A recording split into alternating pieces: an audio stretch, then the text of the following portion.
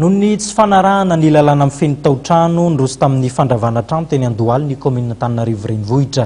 Izao moa natao tafiditra ihany koa ao anatin'ny hetsika fanadiovana ny tanàna araka izao tati-baovao entin'ny Lova Ramanantsoa amin'ny sary ny Mamy Rasoana izao. Nakaton'ny fiadidian'ny tanàna Antananarivo renivohitra ny tsena fivarotana iray etsy Andohalo Ambatobevanja io maraina io. Araka ny fanazavana voaray nandritra ny fotoana dia mipetraka eo ambony tanin'ny commune ity trano ity ary tsy nahazona lalana ny nanorenana azy.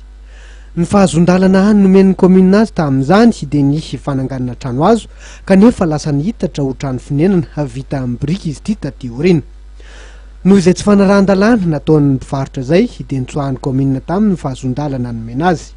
Taorian'izay nefa dia nangataka teny amin'ny fitsarana ilay mpivarotra mba hanafoana ny didy fampiatoana avy amin'ny commune Antananarivo renivohitra. Ny lava fitsarana ny fangatan'ilay mpivarotra mpanofa toerana ka niroso tamin'ny fanakatonana ny iraka nalefa ny commune Antananarivo renivohitra io maraina io.